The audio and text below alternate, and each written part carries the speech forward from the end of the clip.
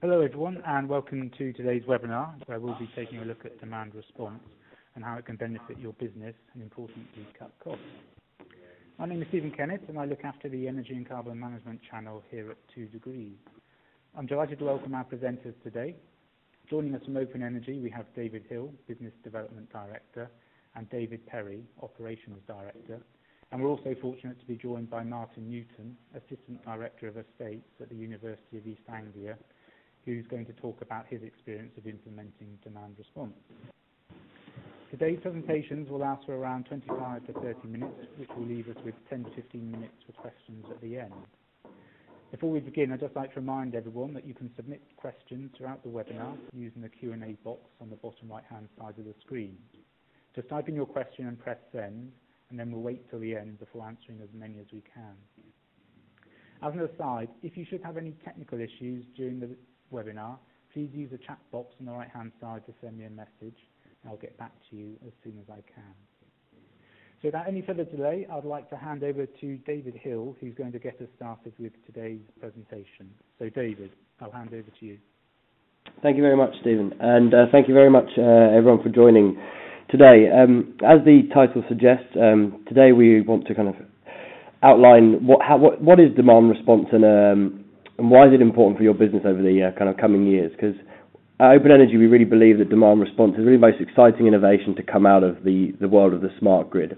And I want to start by explaining first what it is, but also I want to spend quite a bit of time understanding why demand response is important. Because it's important to understand it in the context of the wider energy market and what is it we're trying to displace and what is it we're trying to achieve. After that, I want to kind of describe a bit more about Open Energy's position in the demand response market.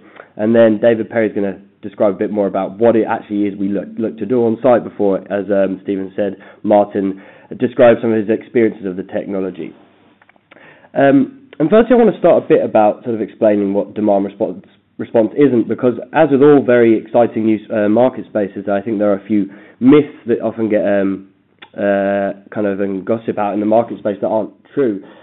Demand response isn't an answer to in response to the UK capacity crunch issues.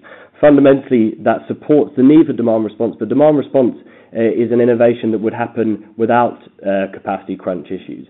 Demand response also isn't only a response to an electricity market that is becoming more and more delivered by renewable generation. That intermittent supply supports the need for demand response, but again, it would happen without that. And most importantly, demand response is not a crude blunt instrument that turns off your important and critical processes in response to national grid or utility signals. That is a demand response done badly, and your processes are paramount in demand response. Now, moving on to slide 1, I think it's important to understand the whole electricity value chain, understand what it is demand response is trying to displace. Fundamentally, the electricity value chain is something that hasn't changed really since the very first power station was built in London in the 1880s. We go around the world extracting and mining fossil fuels. We then centrally generate that. It goes through to the transmission and distribution network, goes to the electricity supply companies, and it goes to you, the consumer.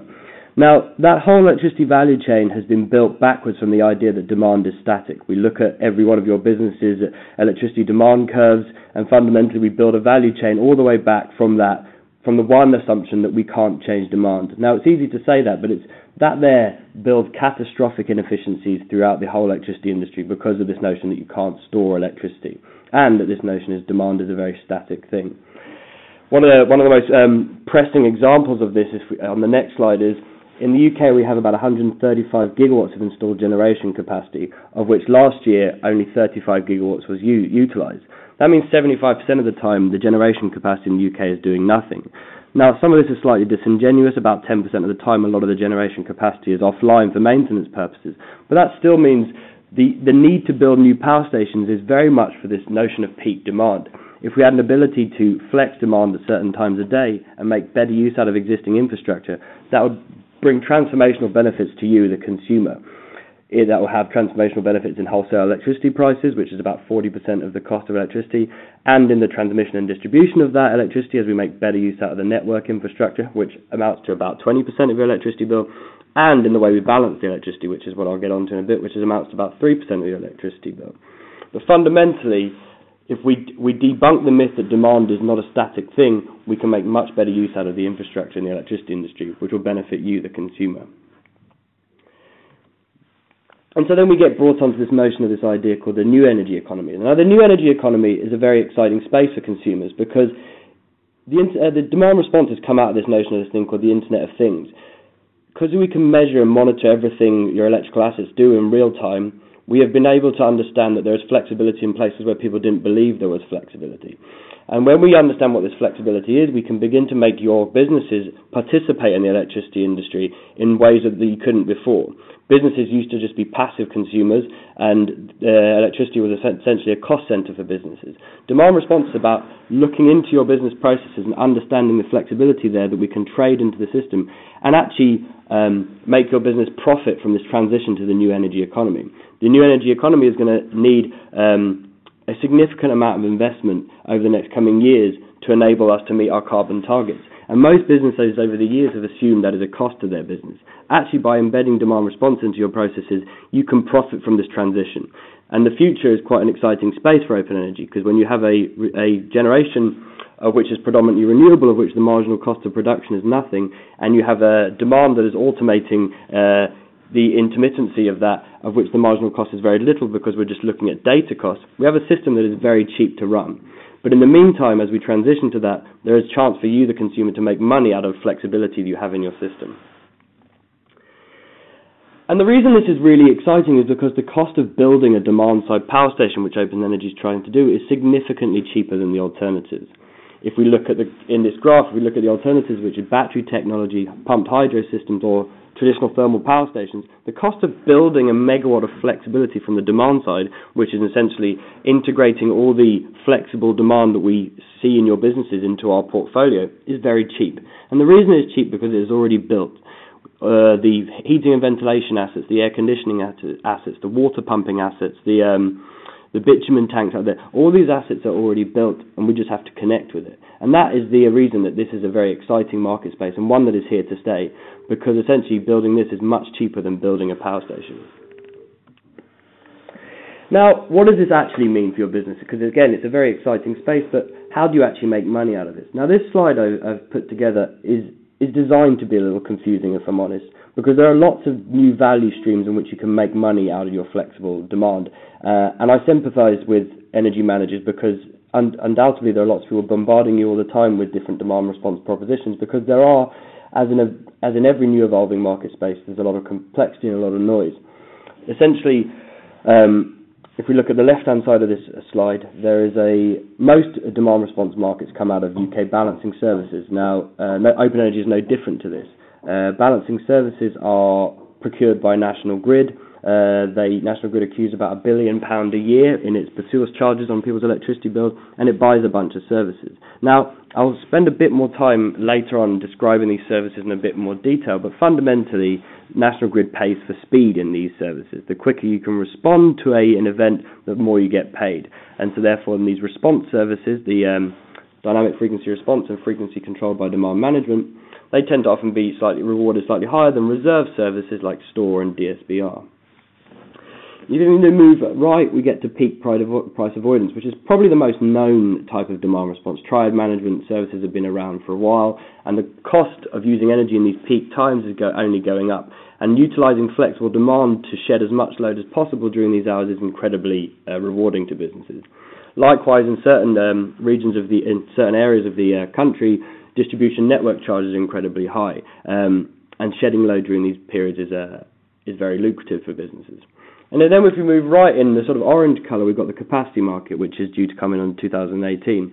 Now, if I'm honest, the capacity market has not been designed very nicely for demand-side response. Essentially, you get asked to respond within 20 minutes and asked to hold indefinitely, which is not necessarily applicable to a lot of businesses' processes to be turned off indefinitely. However, by 2018, it is hoped that by virtue of providing balancing services, we'll be able to provide our customers with a capacity payment just by virtue of helping balance the system. And if we move right again, distribution networks are looking into building their own demand-side response markets, but they, especially the ones in UK Power Networks in London, is looking at building a demand response market for flexible demand. Now, again, that is very regionally specific and sometimes not applicable to certain businesses because you have to be connected to a specific substation with an issue. And then lastly, probably one of the most exciting spaces is this idea of energy trading. As more and more customers move to flexible buying contracts, we can actually sort of manipulate your demand in relation to system prices and electricity prices to optimize your demand against that. And there is a lot of value there.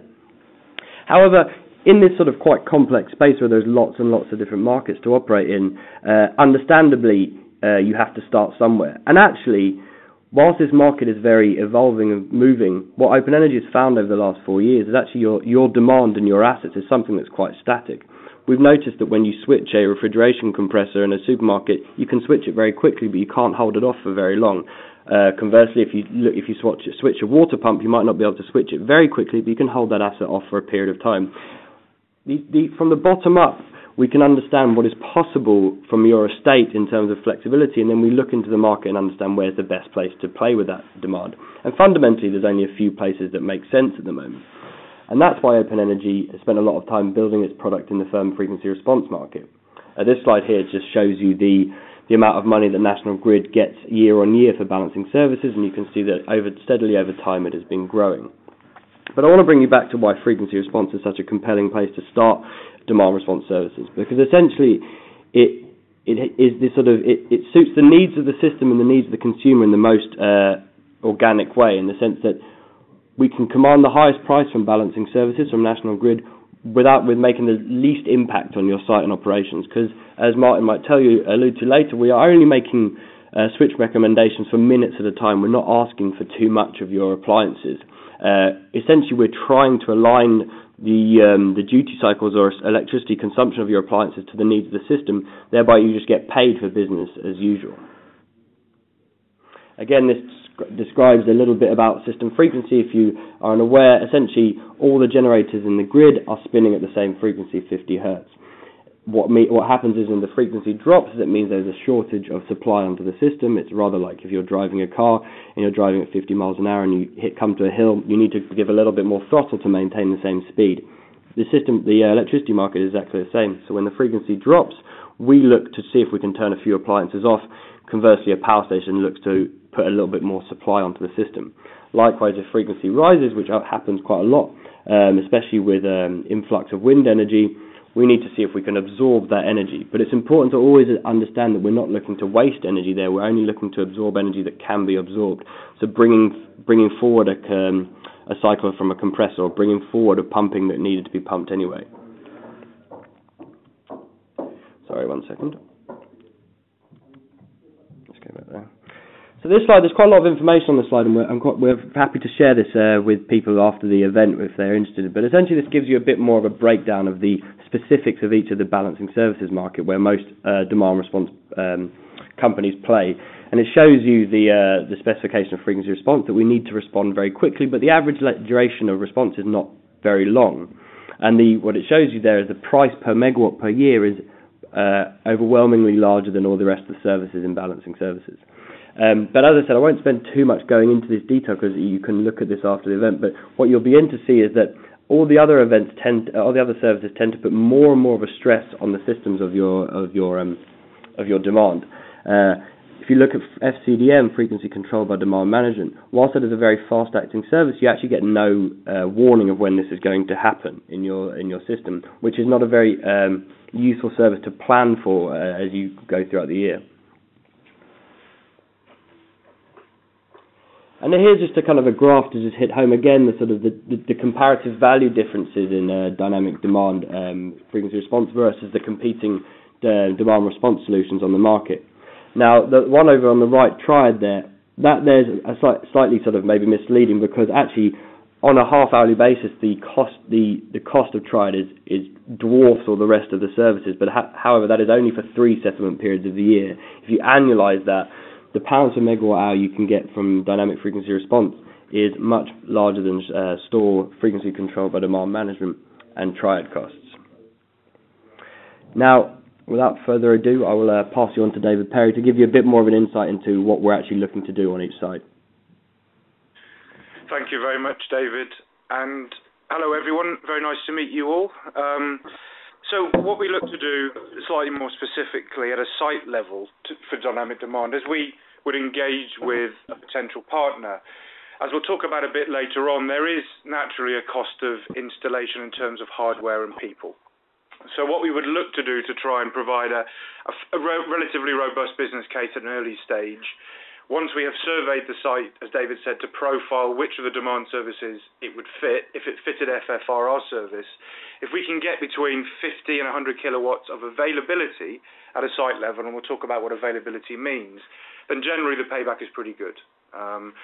Ancillary services alongside of that are provision of data, clear evidence of what's happening with operations, and in certain instances we build a network to enable us to operate, as we have to send data back to National Grid so frequently. The critical term we talk about a lot in open energy is availability, and what we mean by that, quite simply, is out of the proportion of power the load is pulling at any one time, what can we influence with a power change without at all impacting operational processes? It's very critical to us that the asset continues to do what it is always doing, and as David said, we are time shifting forwards or backwards, something that load would already do. A fan would modulate on or off, a pumper might pump a bit earlier, a refrigeration compressor might move. And as we are an aggregator with National Grid, we look at availability as a combination of assets. So on one site, we may have a fan, a heater, a boiler, a tank, and what we would do is blend them all together at an aggregated level, but each asset operates uniquely and individually from itself. We treat everything as an individual client to us and an individual energy storage. So on this side, I think the critical things to take away are availability. And 100 kilowatts, as I said, it can be 10% of a megawatt load. It can be 100% of a 100 kilowatt load. So what we're trying to do always through the pre-work that we do with our client partners is understand the asset class. So, and I'll touch on that in a minute. How would we integrate with it? So is there a way in? And what is the operational process? And the operational process, absolutely critical, because that determines availability, which ultimately determines revenue. So on the next slide, as I say, there are suitable assets for us are really quite varied, because what we're looking always to understand is where is the stored energy in that process. So in refrigeration, for example, the stored energy is in the frozen food. So how much time have we got where we can modulate that fridge before the operational parameters of that load are impacted? We have fans and heating ventilation, and Sainsbury's, one of our first clients, we were balancing the fans in 200 of their supermarkets. We operate with water pumping and with motor-driven loads such as compressors, and we have a lot of industrial heating loads at the moment. Bitumen tanks are great energy stores, as you can imagine, because of the energy in the bitumen, and we're working with foundries where the energy storage is in the holding pots or in the molten metal itself. And what we're always doing is, as part of our engagement process, is to work out, can the process of that load react in time to the grid requirements for our service, which are very specific. If it's FFR, it needs to have started to react within 2 seconds, have reached maximum power by 10, and under optimum conditions, last for 30 minutes. But as David said, our average switch time, and one of the earlier slides said that, is much shorter than that, 2 to 3 minutes, because the grid is very good, to be honest, at balancing itself. What we're really there for is a promise. We're saying if there's an imbalance in there and a power station tripped out, we would, if we had to, be able to turn more on or off than we needed to do. But what we're doing, therefore, with National Grid is providing to our client partners a recurring revenue. As David said in one of his earlier slides, there is a balancing market. We tender the load into that and generate revenue from it. We do save carbon. We're not having to burn power stations because, as David said, the electricity has already been generated. It's in the assets. We're just using it slightly differently. We're looking to see how we can operate with the process. And one of the things we do see in periods of time after we've installed, because we have to meter sub-second and monitor so granular level, we can often talk about the operational processes and provide information back on how the assets are operating to see if there's any scope to flex or to see if there's anything we can do with it. And as we said, we do provide data back to our clients. We have to meter everything very accurately for National Grid because that's the provision of service. They audit us on what we've done as the grid moves. So the asset criteria, quite simply, and maybe it sounds a bit trite, is it needs to draw electricity from the grid. There needs to be a power change that we can enforce. we look that the asset has an operating range, a parameter that we can influence. So on the example of asset criteria that we talked about earlier, it's got a temperature band that it has to meet, it's a pressure level that it needs to operate within, it's a water level it has, and those bands give us the flexibility to be able to modulate the power consumption. Certain asset classes and certain processes have no flexibility. For the operational process doesn't tolerate it. About 5 years ago, we surveyed a chemical plant when they were doing blister plaques on the ibuprofen, and the air pressure in that plant had to be kept to such a fine tolerance that there was no flex. Even though they had lots of chillers, they were not available for us because their pressure had to be so tight. And we derive that through all the pre-work we do before installation. What we look to do, therefore, is the operating range, talking about those examples that allow us to modulate the power change without impacting the primary purpose of the asset. The primary purpose of the asset always is in control. The asset is telling us if it's available for us to switch. If it isn't, it's excluded from us. And if it is and it's under the right conditions, we would look to modulate, but for a few minutes, not for very long generally. But as we said on my first slide, there is a sort of a power that we look to have because we do put assets on site for sure. We would install standard components for ourselves. One is sort of an industrial PC called the Trillium Jace, which is where we house the algorithm, which is the device that is listening to frequency and is listening to the load saying we're controllable. We have a 3G comms back to National Grid, so we have a router, and we put meters on site. And we have to have a frequency meter, obviously, to measure frequency locally on the grid. But what we do there, and spend a lot of time doing, is understanding how best to integrate. We've got 4 or 5 integration options. We can create a network, go through relays. For example, of water companies, we can talk through a PLC network. Martin is going to talk about the UEA, where we've integrated through Martin's trend network. So we have ways in there, but the critical part of our installation process is to make the load give us a signal to tell us if it's ready to do anything. Some loads, as you can imagine, are more ready to do that than others, and therefore the implementation is a bit faster. Some, as I say, we put a network of infrastructure around it to give us signals back. But fundamentally, always, we put in standard components, and the objective is to not influence negatively the process, to enforce a power change, and then to report all that back to National Grid. Without the reporting back, fundamentally, we don't have a service. So when we're installing that, as I said, there is on average a cost, and it's probably on average, as I said, between £5,000 and £10,000 a site, including hardware. Site determined by the complexity of the site, what has to go in there, and we can cover capital costs, but always we would look for that to be a negotiation with the energy partner at the other side. Some clients want to invest and some clients want us to do that.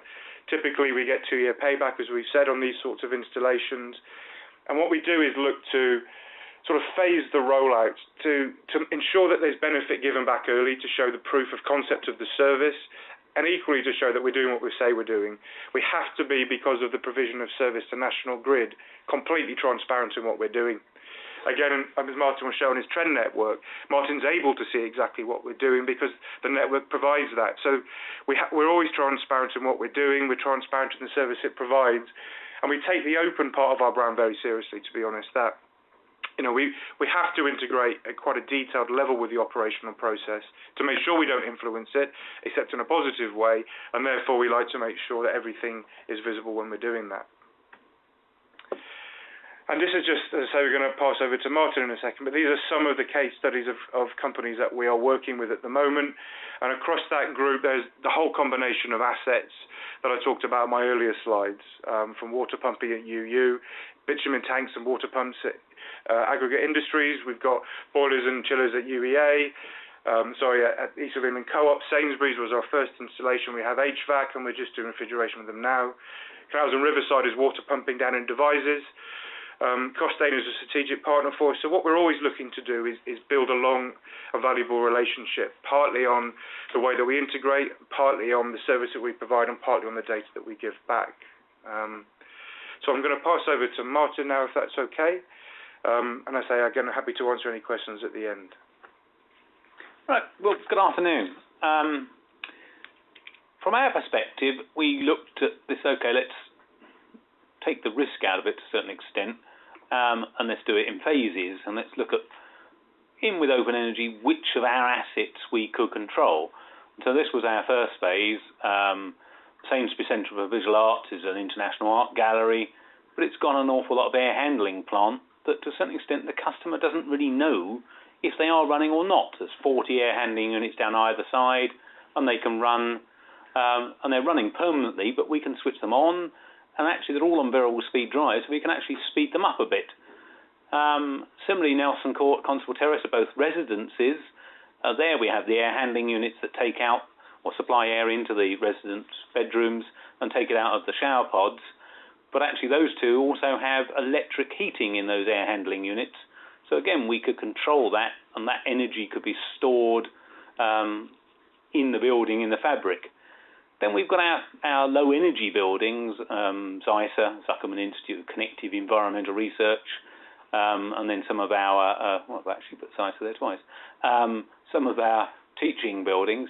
But again, they are thermally massive buildings with air handling plant that is permanently running, but they're all on variable speed drives and all on our building management system, so that we can actually know what's happening to all these assets. And these are ones that we felt our customer wouldn't necessarily know, that we're actually controlling them slightly differently. So it was a case of, well, okay, why not? Our second phase, which we've done a few months later, once we've got a bit of confidence that the system was working, our customers weren't noticing it, we carried on with some of our low energy buildings. But then, the main university library has an air handling plant, quite a big one. It's a 10,000 square metre building that's constantly supplied with fresh air. Okay, we can control that one.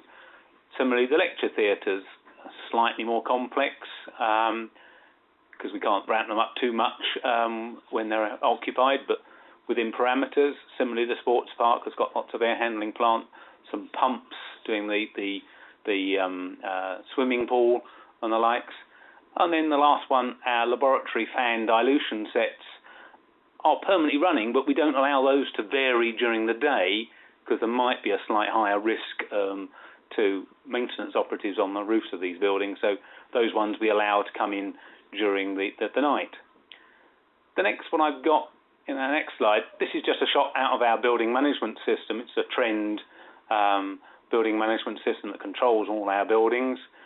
And oddly enough, my colleague actually managed to pick out an event here, and you can see down in the bottom right-hand side where it says open energy, it's actually an increasing event, and you can see the two air handling plants are both, the two main fans are actually both at 100%.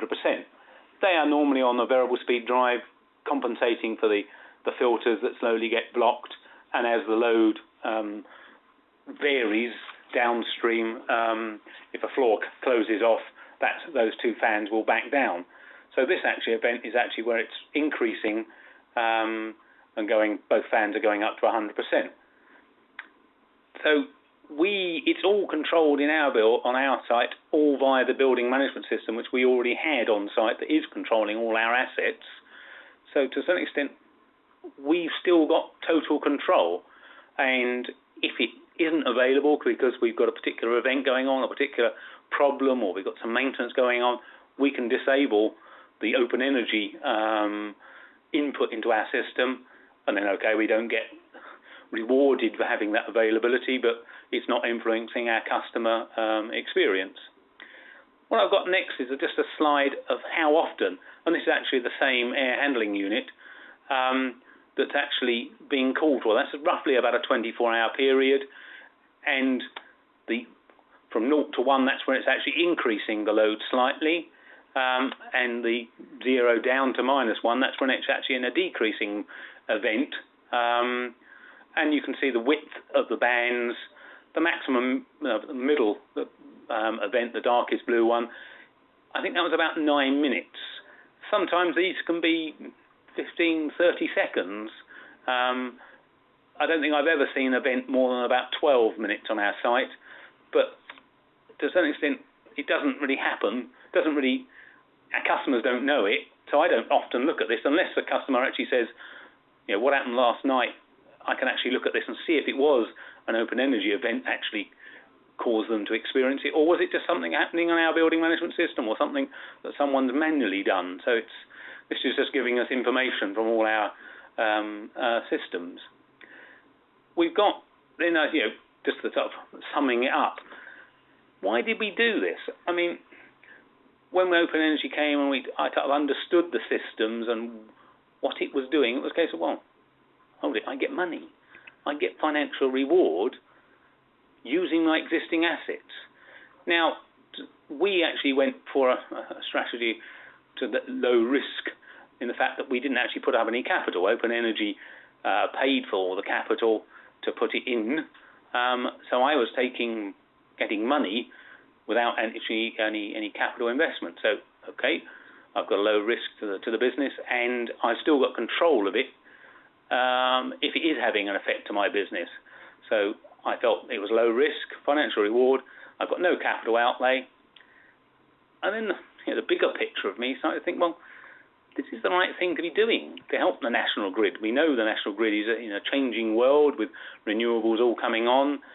It's the right thing to do for the country. The more security we can put into our electrical system, and it's much better to be doing it cleverly on the demand side, rather than on the actual supply side by bringing up power stations. And it is the right thing to do for the planet. If we can reduce our CO2 emissions but still provide the service, it's a case of, why shouldn't I do this? This is a reasonable no-brainer for me. I'm getting money. I've still got control. I haven't put out any money. And it's the right thing to be doing for the planet. So that's to a certain extent why we've done it. And we're now thinking about a phase 3. We've got some more assets, ice core stores, some of our big catering areas. There's other buildings, other things that we can think of in working in with what is the capital outlay, and is it big enough load, and can we vary it for long enough that actually gives a financial reward that outweighs the actual capital outlay to put it in, and we get some money back. So we will continue with this type of thing. So I think that sort of concludes my thoughts. So Stephen, are you going now to control? Great, thanks Martin, that's fantastic, and thank you to both Davids for their presentations there. So we're going to go into the Q&A session now. So maybe a good question to begin with is someone's asking, what are the factors that affect the installation cost? So is it down to how much energy you're consuming, or how many bits of plant or systems you might be looking to include? David Hill, do you want to maybe pick that one up? He's still there. You there, David? I can have a go at that, Stephen, if David. Okay. So generally, the factors affecting are not really to do with any consumption. It's mainly the amount of plant that we're installing on, but fundamentally, it's how do we get at those assets? So if we take a bitumen site where there are 4 discrete bitumen tanks that aren't networked together, we built a network around that. We effectively built a building management system around those. In Martin's site, where he'd done a fantastic trend network, we were then integrating into Martin's network. So some of the cost, as Martin showed on one of his slides of 963, was to put our software into Martin's network and allow it to talk. So, as I say, if we're creating the network, there's maybe a bit more hardware capital outlay, which is still within the 10,000. If it's the network already there, it's allowing the network to listen to us, and that's maybe more software than hardware, I would guess. Do you agree with that, Martin? Yeah. No, it's obviously what assets you're going to control and how long you can control for and how much it's costing to install. I do have some more loads potentially, but it's going to cost too much because they're not on the same LAN. So then, as they would have to have a separate piece of equipment from Open Energy on each asset, it isn't going to be economic. But it is just the economic case of size of load and how much it costs to put in. And then the process that it is. So if it's, as Martin's loads are available, he said there's some constraints. One of the site is only available at night for us. So we build, that's the bit about the process piece that derives availability, which is where the revenue is come from. But we pick all that up through the survey. It's very site dependent, to be honest. But in general, it's how do we integrate with it? So how much hardware have you got to put to get there? And what is the process deriving to give us availability and revenue? Great, thank you. Next question, Martin, one for you, is how do you prioritise what plant was included? Just by understanding well, we have a good idea what each asset is likely to be consuming. We know that's a big air handling unit, crikey, that's going to have a big motor on it. And, yes, that one is one that our customer wouldn't notice. Other ones, you go, oh, no. Either risk to that operation, it's I won't say, but an animal laboratory. No, we're not playing with that one. That's too much of a greater risk. So it is knowing and understanding your loads and which ones you think are big enough and which ones you think aren't going to necessarily affect the end user customer experience or the primary role that driven our thoughts down, really, I suppose. Great, thanks, Martin. Another question here. You mentioned the idea of increasing the heating or cooling loads in the buildings to store the energy in the fabric of the buildings. And the question is the increased energy cost associated with the increased energy delta offset by the rewards for participating? Essentially what David Hill here, by the way, what I wanted to sort of stress when we did that is essentially you are only bringing forward energy consumption in the parameters of what the control parameters are in the first place. So essentially you're not incurring an energy penalty, you're just bringing forward consumption that will not happen at a later date. If the temperature is within parameters or the pressure of the compressor is within parameters, essentially that unit is saying I can go on at this point in time, and essentially because it can go on, you can turn it on without incurring an energy penalty. We do rigorous analysis during the first sort of month or so of our installation where we baseline it. We turn the algorithm on one day, off one day to give absolute assurance to our customers that we are not incurring them an energy penalty, so they can be happy that essentially our service is energy neutral.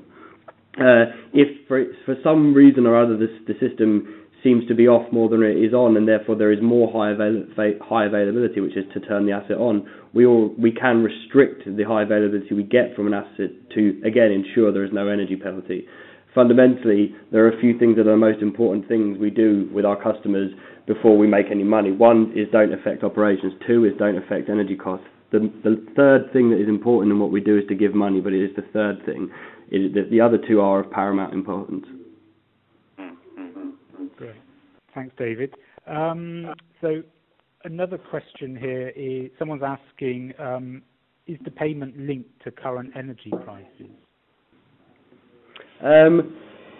No, it's linked to balancing the prices for ancillary services. So as I said, we tend to load into the dynamic firm frequency response market, of which the prices are quite public on National Grid's website, and we structure a deal with all our customers to make sure there's a good deal on the table to make sure it works. But essentially, it's not linked to the wholesale cost of energy; it's linked to the cost of balancing the system, which in my slides earlier, it costs about £1 billion a year to balance the system, and the price we get is about the average price of firm frequency response, which is on National Grid's website.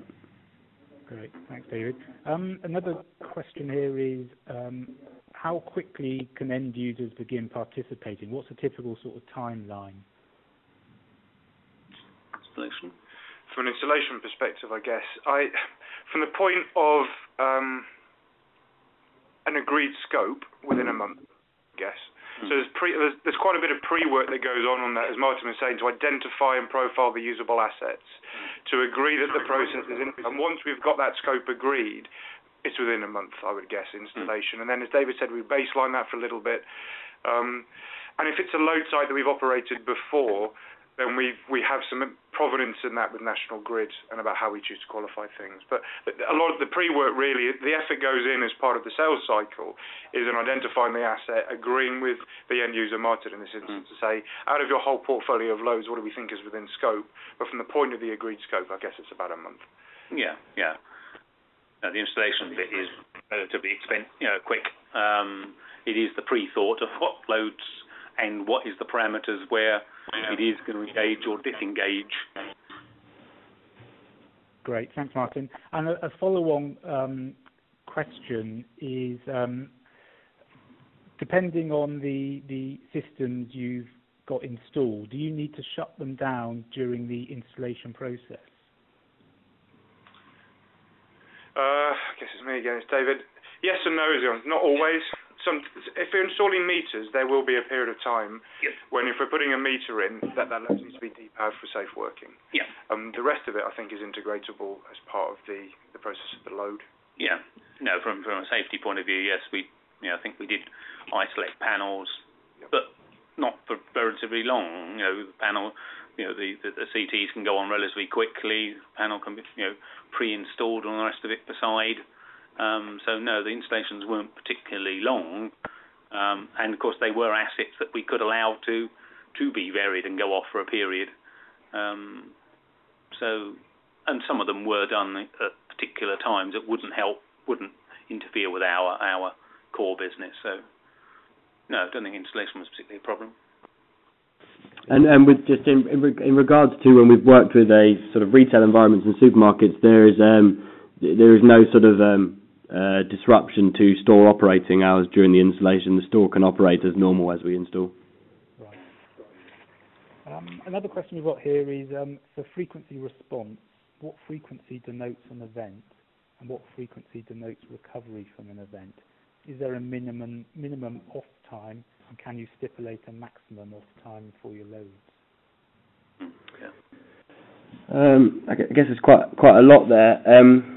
So the frequency, it can get quite technical, I guess, but the frequency is oscillating around 50 hertz all the time as the system is trying to be balanced second by second. There are demand and supply imbalances every second of the day in terms of scheduling the amount of generation versus the amount of demand on the system. However, National Grid denotes an event as anything that goes above 50.2 hertz or 49.8 hertz. And that happens around 10 to 20 times a month. But it's important to notify, as Martin alluded to earlier, that we are making very small changes to consumption patterns, even within those deviations. But what is considered an event, which is 50.2 and 49.8, is about 10 to 20 times a month. To answer the second bit of the question, that we can build in parameters to make sure we don't kind of override certain maximum on-time durations, minimum on-time durations. But it's important to note the more parameters we stick around things, the less availability we get. But fundamentally, if certain systems were only designed to run in certain ways, we wouldn't take them outside of those control parameters. Yeah. Right. Thanks, David. Another question that's come in, and it's a sort of fairly general question here, but someone's asking, are there any legal or insurance issues which you should consider right at the outset? Other than the fact we have full sort of business liability insurance, and we kind of make sure we match our customers' requirements on that to make sure they're fully happy with our insurance levels before we do any installation processes. Clearly that's an important thing to make sure our customers have safety and security over any potential disruptions on site. Great, thanks, David. Another question here. So you mentioned about processes as one of the examples of assets which won't tolerate modulations in power. Can you give some other examples of the type of things that aren't suitable? Did you say aren't or are suitable? Sorry. Aren't suitable. Obviously, lighting. Certain things I would, still steer well away from that are critical assets that are providing a critical service within very tight tolerances. I just wouldn't. But I know those. I have to know those because they're critical to the business. So it is understanding the business and understanding what does what and what can be allowed to vary. But obviously things that are instantaneous to the customer's need. But when you look at it, a lot of things aren't necessarily. That can be varied a bit. And what I'd add to that is essentially critical loads tend to be controlled in very tight bandwidths, and what tight bandwidths mean is essentially less availability. Because the moment you make a switch, the system sort of reacts in a way that things need to come on or off quicker than systems with high tolerances, but our work in, say, commercial refrigeration in supermarkets proves that we can actually work in quite critical environments and still deliver value from that, because it's how we respond at an aggregate level as opposed to an individual asset level that's the most important thing to National Grid. So whilst if we switch a refrigeration asset off very quickly and it needs to come on quickly to make sure it doesn't contravene health and safety standards and the like, that can still perform a very valuable part of our service. So all I'd say is anything with flexibility in it, even short duration amounts of flexibility can offer value to the system, and we have experience of working in critical natures because essentially we're just responding to primary control variables, and however critical that is, we will always respond to the primary control variables first, such that we will never take it outside of its control. Great, thanks David. So we've got a couple more questions left before we draw it to a close. One for you, Martin. So you mentioned about doing a phase 3 of the project, and someone's asking what made you decide to phase the rollout of the demand response that you've installed? There's probably 2 or 3 reasons. I mean, one is the amount of time and the thought it takes to think about the particular assets.